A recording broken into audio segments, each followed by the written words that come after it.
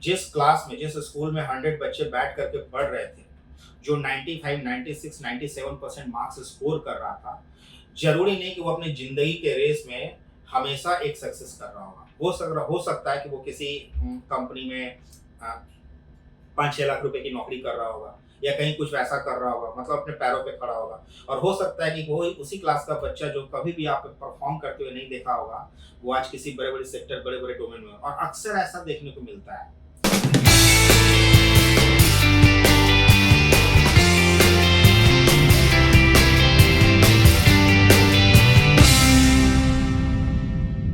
Hello friends, welcome to my career पाठशाला।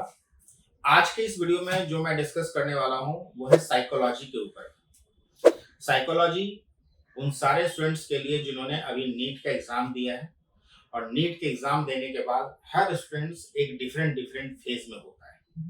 तो आज उसी फेज को डिस्कस करने के लिए मैं आपके सामने आया हूँ। ना ही आज मैं एमबीबीएस अब्रॉड पे डिस्कस करूंगा, ना ही मैं अदर मेडिकल करियर ऑप्शन पे डिस्कस करूंगा, ना ही मैं नीट काउंसलिंग रिलेटेड डिस्कस करूंगा, ना ही मैं इंडिया कॉलेज के बारे में भी कोई बात। तो अब बात होगी नीट एग्जाम के बाद की सिचुएशन की। अब नीट एग्जाम देने के बाद जिन स्टूडेंट्स ने भी अपने अगर आंसर की मैच किए होंगे, तो सिर्फ 5% स्टूडेंट ऐसे हैं इंडिया में जिनके चेहरों पे मुस्कान हुई होगी, क्योंकि गवर्नमेंट कॉलेज में 5% से भी कम सीटें हैं। जो प्राइवेट कॉलेज के रेस में थे वो ना पहले प्रेशर में थे ना आज प्रेशर में है। उनके लिए अगर वो 250, 300, 350 अगर स्कोर कर रहे हैं और उनके पास फाइनेंशियल अरेंजमेंट है, उनका बजट है, तो उनके लिए कभी भी स्ट्रेस नहीं रहा है। लेकिन मैं वैसे स्टूडेंट्स की बात करूंगा। जनरली हम इसको 95% को दो कैटेगरी में डिवाइड करेंगे। एक वो स्टूडेंट्स है जो पिछले 2-3 सालों से लगातार ड्रॉप पे ड्रॉप कर रहे हैं और आप अपने टारगेट लाइन पे, यानी जो गवर्नमेंट कॉलेज की जो कट ऑफ है, जिस कैटेगरी में आप फॉल करते हो, उससे आप 10 मार्क्स, 5 मार्क्स, 50 मार्क्स, 100 मार्क्स तक लगातार फॉल कर रहे हो। एक ये सीक्वेंस है। दूसरा वो कैटेगरी है जो आप अपने कैटेगरी कट ऑफ से बहुत पीछे है। और तीसरा वो सेगमेंट है जो पहला ड्रॉप है या दूसरा ड्रॉप है, लेकिन आप अभी भी बहुत दूर है, मतलब आपकी जो मंजिल है वो काफी दूर है गवर्नमेंट कॉलेज में एडमिशंस को लेकर के। मतलब आप 250, 300 मार्क्स शॉर्ट हो वहां पहुंचने से, यानी 150 मार्क्स भी अगर शॉर्ट हो और 2 अटेम्प्ट के बाद, तो आप काफी पीछे चल रहे हैं। तो समझना इसी को है, इसी को समझना है कि आपको करना क्या है। यहाँ पर पेरेंट्स को सबसे ज्यादा समझने की जरूरत है। क्यों जरूरत है? क्योंकि आज के डेट में जो ओवरलोड एक्सपेक्टेशन जो पेरेंट्स बच्चों के ऊपर में डाल रहे हैं, उससे पेरेंट को बचना चाहिए। और बच्चे खास करके अपने पोटेंशियल पावर को पहचानने के बावजूद भी कॉम्प्रोमाइज कर रहे हैं और खुल करके पेरेंट्स से अपनी बातों को शेयर नहीं कर पा रहे हैं। उनको अपने पेरेंट्स से ये सारी बातें खुल करके करनी चाहिए। एक्चुअली में क्या है कि एमबीबीएस आपका टारगेट है। एमबीबीएस टारगेट को लेकर के आप कोचिंग इंस्टीट्यूट्स में एंट्री लेते हो। कोचिंग इंस्टीट्यूट्स में एंट्री लेने के बावजूद 1-2 साल आप घर पे तैयारी कर लिए, 1 साल कहीं कोटा में चले गए या किसी मेट्रोपॉलिटन सिटी में जो बड़े कोचिंग इंस्टीट्यूट्स है आप वहाँ चले गए। उसके बावजूद भी जब आपके पास क्या रिजल्ट है, तो फिर एनालाइज करने की जरूरत हो जाती है। एक्चुअली में क्या होता है कि मैं पेरेंट्स को इसलिए इसके अंदर में पार्टिसिपेट कर रहा हूँ क्योंकि पेरेंट की साइकोलॉजी बहुत इंपॉर्टेंट है। पेरेंट अपने ऊपर में लोड नहीं लेना चाहते। फाइनेंशियली लोड ले सकते हैं, लेकिन जब उनको सिलेक्शन करने की जरूरत होती है, जब पेरेंट स्टूडेंट्स के साथ पेरेंट्स के होमवर्क करने की जरूरत होती है, उनको एक अल्टरनेट ऑप्शन फाइंड आउट करके रखनी चाहिए। क्योंकि आपने अपने तरफ से कोशिश करी कि आप कोचिंग दे करके, अच्छी कोचिंग में पैसे खर्च करके आप उसको एमबीबीएस की प्रिपरेशन करा लिए, but at the same time यह आपका दायित्व है कि आप उसका एक अल्टरनेट पैरेलल प्लान भी सोच करके रखें। क्योंकि सीटें तो 60,000 के आसपास ही है, 21 लाख कैंडिडेट्स हैं, तो आप बाकी बच्चों का क्या होगा? आखिर कुछ ना कुछ तो होगा ना उनका। इस पैरेलल प्लान में आप नहीं जाना चाहते, पेरेंट्स नहीं जाना चाहते, क्योंकि उनको बहुत ज्यादा इसके बारे में या तो नॉलेज नहीं है, समझ नहीं है, या वो एंटर नहीं लेना, या आपके पास टाइम की कमी है, एंट्री नहीं लेना चाहते। बहुत सिंपल सा एक स्टेप है। बच्चों के ऊपर में प्रेशर आता है, एक मोटिवेशन पेरेंट की तरफ से मिलता है, एक मोटिवेशन किसी कोचिंग इंस्टीट्यूट के फाउंडर की तरफ से आएगा कि आप वो स्टोरी वगैरह आएगी रिपीट करने का। और एक दो मोटिवेशन यूट्यूब पे कई सारे आजकल मोटिवेशनल बाजार हैं और मोटिवेशन का मार्केट आज के डेट में बहुत बड़ा हो गया है। तो वैसे मोटिवेशन बच्चे सुनेंगे, अपने आप को एनर्जाइज करेंगे, 2-3 दिन में एनर्जी आएगी और फिर घर में प्लान बनेगा, बैठेंगे और फिर चले जाएंगे किसी कोचिंग इंस्टीट्यूट में 3-4 लाख रुपए डाल करके अगले 1 साल की रिपीटेशन प्लान। आपको इससे बचना है। मैं ये नहीं कह रहा हूँ कि आप किसी कोचिंग इंस्टीट्यूट में मत जाइए, आप जाइए, लेकिन आप किसी एक पोस्टर बॉय को देख करके कि फलाने कोचिंग से टॉपर है और उस टॉपर को देख करके उस कोचिंग इंस्टीट्यूट की 50,000 सीटें भर दी जाएगी, आप उस पोस्टर बॉय के लाइन पे मत जाइए। आपको अपना पोटेंशियल एनालाइज करना है। पेरेंट्स को भी अपने बच्चे का पोटेंशियल एनालाइज करना है। 21 लाख के भीड़ में अगर आपका बच्चा थ्रू आउट अकेडमिक 70-75% मार्क्स से ऊपर नहीं लाया, पूरे टेस्ट के दौरान कहीं भी आप पढ़ा रहे हो, आप जरूरी नहीं किसी अच्छे कोचिंग इंस्टीट्यूट में ही पढ़ा रहे हो, आप कहीं भी कोचिंग इंस्टीट्यूट में अगर आप पढ़ा रहे थे और आपका बच्चा अगर 70-75% मार्क्स लेकर के आ रहा था, वहां भी टॉप स्कोरर नहीं था टेस्ट सीरीज के अंदर में, तो आपका एक्सपेक्टेशन अपने बच्चे से करना उसके ऊपर ओवरलोड प्रेशर माउंट करने के बराबर है। जो आपसे वो खुल करके, जो कि बच्चा आपसे खुल करके बोल नहीं पा रहा है और वो इसलिए नहीं बोल पा रहा है क्योंकि उसके पास दूसरा कोई ऑप्शन नहीं है, उसको सेलेक्ट ही यही करना है, उसने सपना ही डॉक्टर बनने का देखा है। तो डॉक्टर बनने के लिए जरूरी नहीं कि आपको गवर्नमेंट कॉलेज ही चाहिए। अगर आपके पास फाइनेंस है तो आप प्राइवेट कॉलेज में अप्लाई कर सकते हैं, आपके पास इंडिया में बैचलर आयुर्वेदा है वो अप्लाई कर सकते हैं। डॉक्टर नहीं बन रहे हैं, आप बाहर के किसी कंट्रीज वगैरह में अच्छी यूनिवर्सिटी में बाहर के कंट्री में ही जाकर सेटल होने के लिए आप डॉक्टर बन करके अप्लाई कर सकते हो। तो ऐसे लॉट्स ऑफ ऑप्शंस अवेलेबल हैं। मैं तो सिर्फ इतना कहना चाहता हूं कि नीट के एग्जाम पर आकर के जिंदगी खत्म नहीं हो जाती, यहां से आपका लाइफ स्टार्ट होता है।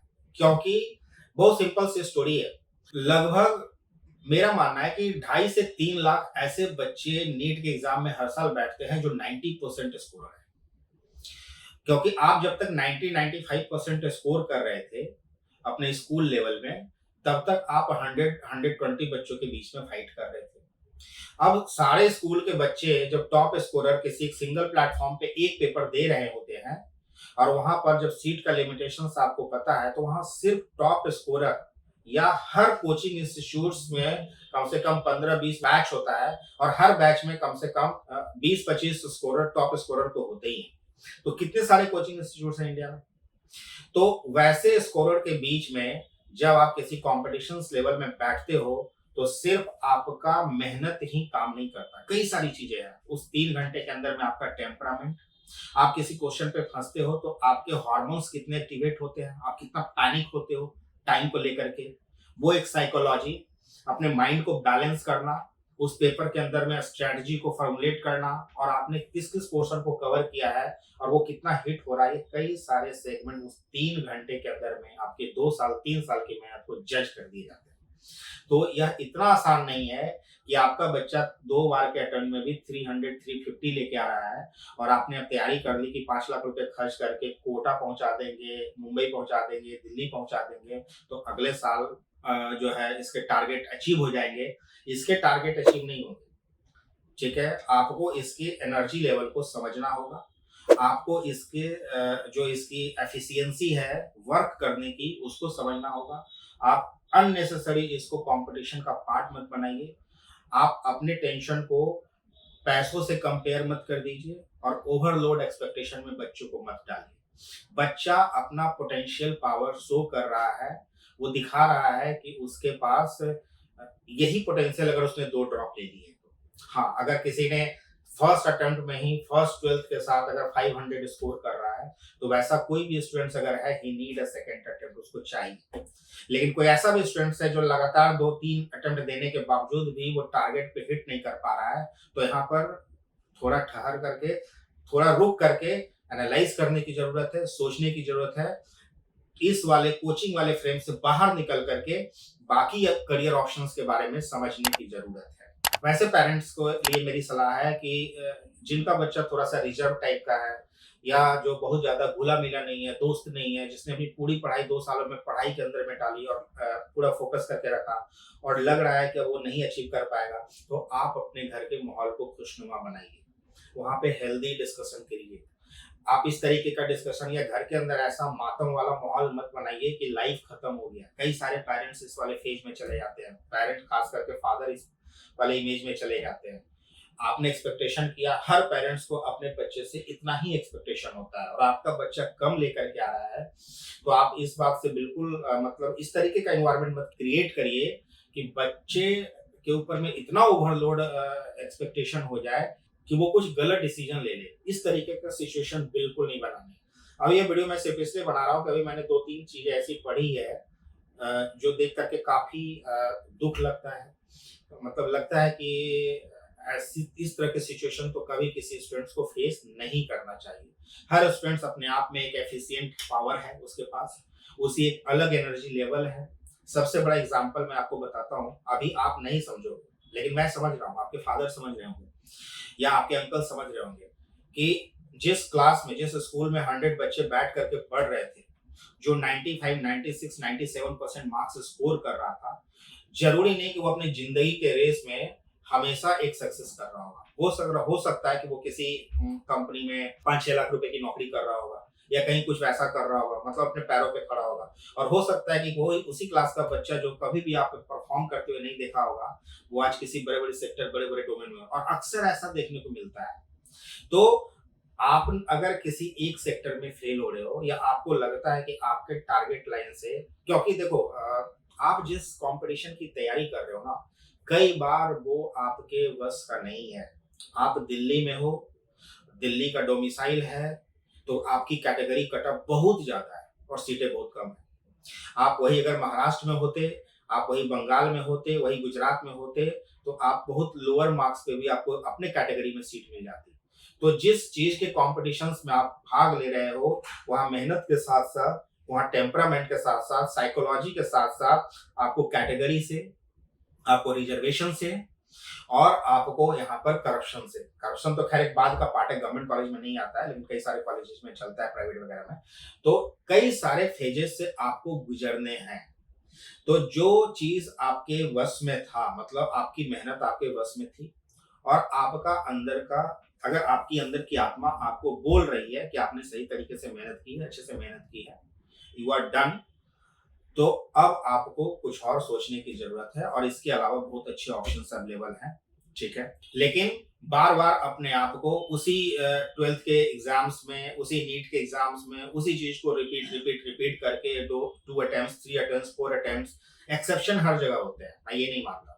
ऐसे कुछ एक्सेप्शन हैं जो अपनी चौथी अटेम्प्ट्स में भी सक्सेस पाते हैं, 5वीं अटेम्प्ट्स में भी सक्सेस पाते हैं। लेकिन उसके लिए आपके पास पेशेंस होना उतना बहुत जरूरी है और आपका परफॉर्मेंस जो है ईयर ऑन ईयर वो एक्सपोनेंशियली लगातार बढ़ रहा है और आप 10-5 मार्क्स अगर लैग कर रहे हो, शॉर्ट कर रहे हो, तो आप सोच सकते हो। लेकिन अगर आप उस लेवल पर नहीं हो और आप किसी यूट्यूब में मोटिवेशन को सुन लिया या किसी कोचिंग इंस्टीट्यूट्स वालों ने एक मोटिवेशनल वीडियो आपको दिया क्योंकि उनको अपनी सीट भरनी है कोचिंग के, तो ऐसा मोटिवेशन अगर कुछ दे दिया या कुछ इस तरीके का, अगर आपको इर्द-गिर्द के जो आपके जो अराउंड के जो सर्कल हैं, वैसे कुछ अगर आपको पॉजिटिव दे रहे हैं, तो उस पॉजिटिव को एक्सेप्ट करो but utilize in a different directions, कि आप जहाँ पे हो उससे एक स्टेप आगे निकल करके लाइफ में कुछ अच्छा करने के बारे में सोच सको। इसके लिए आप कोई एक्सपर्ट काउंसलर है, जो साइकोलॉजिस्ट है या एक्सपर्ट काउंसलर है, उसकी आप मदद ले सकते हो। कई सारे अदर मेडिकल करियर ऑप्शंस हैं, उसको आप सेलेक्ट कर सकते हो या कई सारे ऑप्शंस और भी हैं बाहर के अंदर में, बाहर की कंट्रीज में, इंडिया में भी, वो आप एक्सप्लोर कर सकते हो। लेकिन मेरा इतना ही कहना है कि ठहरने का नाम ज़िंदगी नहीं है, आगे बढ़िए और जिस बंद दरवाजे में आप बैठे हो, उस दरवाजे की खिड़कियों को खोलो, उस दरवाजे को खोलो, ठीक है? और बाहर की हवा में खुली सांस लीजिए। बहुत ज़्यादा डेप्थ में ना जाते हुए कंक्लूड करके इतना ही बोलूँगा, it's time for parents and it's time for students to think, analyze on your potential. आपने जो पिछले 2-3 सालों में किया, उसके एनालिसिस पे आपको जो है चेक करना है। सिर्फ़ आँख बंद करके पेरेंट को एक डिसीज़न नहीं लेना ना कि फिर से रिपीट कर लो। या किसी कोचिंग इंस्टीट्यूट में 2-4 लाख रुपए खर्च करके एडमिशन करा देना है। या बच्चे इस डिप्रेशन में नहीं कि पेरेंट के पास पैसा नहीं है, बाहर भेज नहीं सकते, पढ़ा नहीं सकते, इंडिया में कुछ करा नहीं सकते, या आपके ऊपर एक्सपेक्टेशन का इतना लोड है, उस एक्सपेक्टेशन के कारण फिर से रिपीट का प्लान कर लेते हैं, वैसा कुछ ऐसा मत करो। ठीक है? तो इस तरीके का कोई भी डिसीजन और कोई भी जो रोड मैप आप तैयार कर रहे हो, उससे पहले अपने एनर्जी को समझना, और जो आपने लास्ट टाइम जब ड्रॉप लेकर के प्लान किया था, उसमें क्या डिस्टर्बेंसेस आए और क्यों नहीं, वो क्योंकि आप मोटिवेट होकर के you can start a journey, लेकिन उस पूरे जर्नी में अपने आप को उसी मोटिवेशनल स्पीड के साथ मेंटेन करके रखना, that is the most important part, और उसमें ही 99% बच्चे फेल हो जाते हैं। ठीक है? तो आज के लिए बस इतना ही। सोचिए, समझिए और फिर प्लान कीजिए। ठीक है? कॉम्पिटिशन्स काफी लार्ज स्केल का हो चुका है, तो ठहरने का, रिपीट करने का, अंडर प्रेशर होकर के बहुत सारे एक्सपेक्टेशन लोड लेकर के मूव करने की जरूरत नहीं है, बल्कि यहाँ से मूव ऑन करना है। तो मूव ऑन करने के लिए एनालाइज करिए, किसी एक्सपर्ट की मदद लीजिए और अपने करियर को किसी और फ्रेम में प्लान कीजिए। बने रहिए माई करियर पाठशाला के साथ। Till then keep liking and keep subscribing. Thank you so much.